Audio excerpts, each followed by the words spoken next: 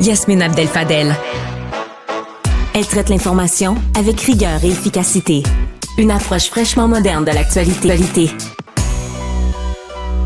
Pas une journée qui ne passe sans que Donald Trump tweete sur le Canada. Il a l'air d'être en amour avec le Canada, Alex Dubé. Ben oui, qui fait référence souvent comme le 51e État potentiel, le Canada, le gouverneur Justin Trudeau. Et là, Donald Trump s'attribue maintenant le mérite pour les gros investissements d'Ottawa pour sécuriser la frontière. Tu sais qu'il n'en manque pas une pour se péter les bretelles. Souligne une victoire obtenue contre un Justin Trudeau en difficulté. Donc, M. Trump a souligné au passage à grands traits la semaine plutôt difficile de Justin Trudeau. Et dans un communiqué, M. Trump a dit qu'il sécurise la frontière alors qu'il n'est même pas encore en fonction. Puis il a raison, je veux dire, il n'est même pas encore président des États-Unis. Ce sera le 20 janvier prochain lors de l'inauguration. Il est président élu, mais on sent que c'est déjà lui qui tire les ficelles. Et il est où, Joe? Il est discret. Je pense qu'il prend un café avec Mark Carney. Peut-être que les deux sont au même endroit. Ben oui, parce que Mark Carney est toujours porté disparu. Oui. Hein? Avis de recherche, si vous voyez Mark Carney. Oh, je pense que M. Trudeau aimerait bien le voir, Mark Carney. Il aurait peut-être aimé le trouver parce que c'est lui qui a fait dérailler ultimement son plan. M. Trudeau aussi, très discret depuis le party de Noël des libéraux où il était enflammé, essayait un peu de minimiser ce qui arrive. Semble-t-il qu'il a fait des téléphones dans la journée d'hier. Est-ce qu'il essayait de se faire conseiller? Est-ce qu'il mesurait ses appuis? Difficile à dire. Ne s'est toujours pas adressé aux Canadiens et n'a pas non plus répondu aux questions des journalistes. Là, il y a toutes sortes de rumeurs entourant un possible remaniement ministériel. Ouais. Ben, en fait, il n'y aura pas le choix. Parce que son ami Dominique Leblanc, qui lui a accepté le poste de ministre des Finances après un flou artistique dans la journée de lundi où on ne savait plus trop c'était qui le ministre des Finances après la démission de Mme Freeland, ben là, il ne sera plus à la sécurité publique. Non, il n'y est pas. Alors, qui sera à la sécurité publique? Qui y reste autour de M. Trudeau? Des gens de confiance. Là. Cette nomination-là, elle sera importante aussi. C'est un gros dossier là, avec la frontière. J'ai hâte de voir qui sera choisi pour ça, parce que le cercle autour de M. Trudeau est de plus en plus restreint. Et ça, celui qui a eu la meilleure ligne de la semaine, c'est Joël Lightbound. On parle beaucoup de la loyauté. Moi, si tu veux, là, dans mon schéma de valeurs, le respect, la loyauté, c'est très élevé. Mm-hmm. Je suis quelqu'un qui est très loyal dans la vie. Et là, Joël Lightbound, en décrivant M. Trudeau, il disait, tu sais, la loyauté, c'est pas une rue à sens unique. Je trouve que ça résume bien la semaine. Mme Freeland était une des alliées les plus loyales et précieuses de Mais dans Justin le cas de Justin Trudeau, c'est un cul-de-sac. C'est même pas une rue à sens unique. Là. C'est ça. C'est même pas un rond-point. Mais quelle semaine extrêmement difficile. On verra la suite des choses. S'il y a effectivement remaniement d'ici la fin de la semaine, moi, jamais j'aurais pensé qu'une semaine avant les vacances des fêtes, on serait dans cette actualité-là. Autant de choses que ça en politique. C'est fascinant. Mais il y en a, c'est aussi le moment d'envoyer des mauvaises nouvelles, là, tu sais, ce qu'on appelle une éclipse médiatique. Oui. Tu sais, il y a du monde qui en profite pour faire glisser des petits communiqués de presse de mauvaises nouvelles. Oui. Parce qu'on n'a pas le temps de se pencher là-dessus, sauf qu'on a le temps. Le gouvernement du Québec, exact. Entre autres, on a profité pour différentes choses. Entre autres, moi, je pense tout de suite à la subvention roulé vert, la subvention aux véhicules électriques. Sincèrement, j'ai pris le temps de le lire comme il faut, le communiqué de presse. Là, parce que, là, faut aller loin là, dans le communiqué, là. Je vous rappelle là, que ce programme-là est suspendu à partir de février. On n'a plus une scène, on n'a plus d'argent. Donc, si, exemple, je sais pas, moi, quelqu'un achète un véhicule électrique en janvier, il va avoir le 4 000, la subvention, elle est réduite. En fait, allons-y en 3 temps. Yasmine, si tu achètes une voiture électrique avant le 31 décembre, tu vas avoir 7 000 du provincial. Si tu l'achètes en janvier, tu vas avoir 4 000. Puis si tu l'achètes en février, tu n'auras plus une scène du provincial. Fait que ça dépend de ton concessionnaire. Si tu sais moindrement compter, puis tu peux le faire, le move tout de suite si tu veux le faire, parce que c'est pas pour tout le monde les voitures électriques. Moi, je rentre pas ça dans la gorge à personne de force. Et là, dans ce communiqué de presse-là cette semaine, tu sais, en communication, tu as étudié aussi, j'ai étudié en communication, en marketing. La notion de l'éclipse médiatique dans l'histoire est importante. Ben oui. Parce que là, tu te dis, OK, là, on a une mauvaise nouvelle à passer. On va en profiter. Puis même, il y a des petits vlimeux qui réussissent à nous noyer ça dans le communiqué de presse. Alors, la phrase importante de ce communiqué de presse, elle était très, très loin, là, avant-dernier paragraphe, une petite ligne qui disait, puis là, je vais vous le citer, En raison de l'importante demande générée par Rouler Vert au cours des derniers mois, le programme sera suspendu temporairement à partir du 1er février prochain. Ah!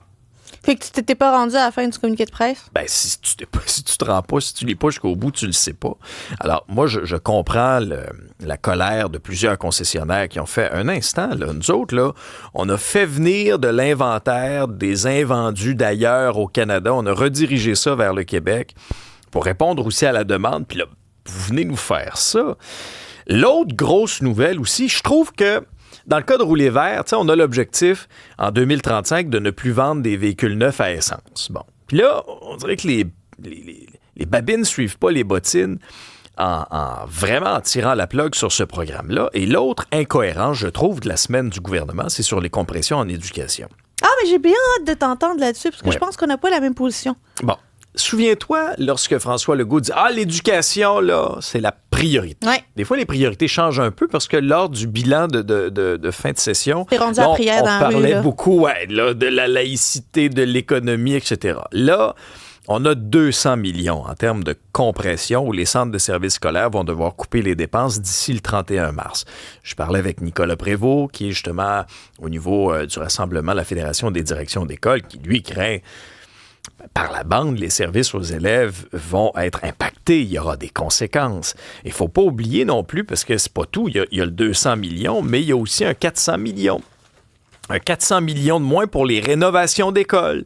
Des sommes allouées en maintien d'actifs. Tu sais, quand on voit des fois nos écoles un peu qui tombent en ruine, en décrépitude, là, tu te dis, OK, est-ce qu'encore une fois, les babines suivent les bottines? Si c'est une priorité, pourquoi on coupe à ce moment-là? Mais je vais te dire, ma manière de voir les choses, c'est que notre machine gouvernementale a tellement pris le pli de dépasser son budget pour que le gouvernement le rend flou, que juste le fait de dire respectez le budget qu'on vous a donné puis dépensez-le correctement, c'est une coupure. Non, mais ça, je suis d'accord avec toi. Moi, on crie beaucoup à l'austérité. Oui, on n'est pas là. Moi, je suis fils d'un comptable, Yasmine.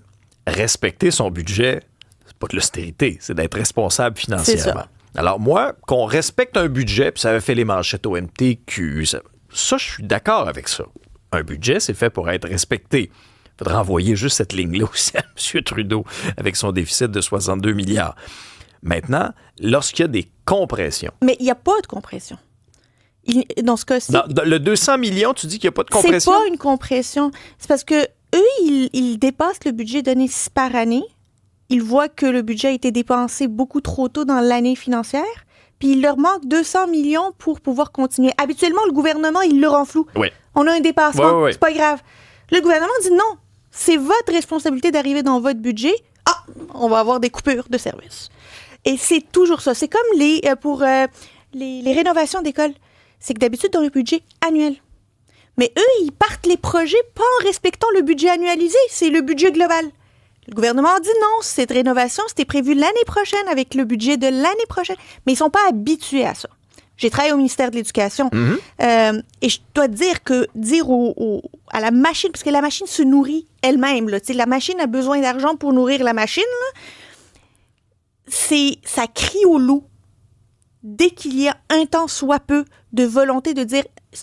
Le budget n'est pas une proposition. C'est pas une recommandation. C'est une obligation. C'est un cadre financier.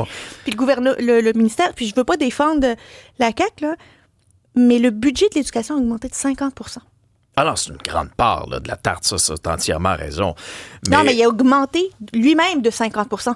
C'est énorme. Ah oui, non, il n'y a aucun gouvernement qui a autant investi en éducation. Alors, la nuance, elle est importante. Ça, c'est clair. Là, par exemple, où je me questionne, c'est qu'il faut, si effectivement, on doit respecter le cadre, ça, c'est vrai, il faut juste pas que ce soit les jeunes qui coupent. Parce que ça, là, si encore une fois, c'est les enfants qui écopent, ils ont assez écopé dans la pandémie. Ils ont écopé aussi dans la grève. Hein, la grève, souvenez-vous, où on était à pareille date l'an dernier, là. Hein? C'était pas évident dans le réseau de l'éducation. Je pense que les enfants ont assez écopé. Là. Et c'est souvent, on utilise beaucoup les enfants pour dire « Ah, c'est les services aux élèves qui vont écoper ». Moi, j'entends pas beaucoup de centres de services scolaires nous dire combien dans le département de TI ils vont couper. Mm-hmm. Dans l'administration du centre de services scolaires. On nous le dit pas, ça. Non. Ça, c'est pas intéressant. Sais-tu où on peut couper facilement? la fonction publique. Ah ben oui. Parce qu'elle n'aura jamais été aussi grasse que depuis M. Legault. Pourtant, il avait promis de ne pas faire ça. Il avait promis, au contraire, de dégraisser la fonction publique. Il avait aussi promis un troisième lien, priorité en éducation, 90 minutes à l'urgence. C'est ça. À partir de maintenant, Monsieur Legault devrait avoir un nouveau mantra pour ses promesses électorales. Je lui propose, on en prend moins, mais on en prend soin. Ah, c'est bon ça. C'est lui qui m'a inspiré. Eh bien oui, on a déjà entendu ça quelque part. Alexandre Dubé, merci beaucoup. Salut Yasmine. Bye bye.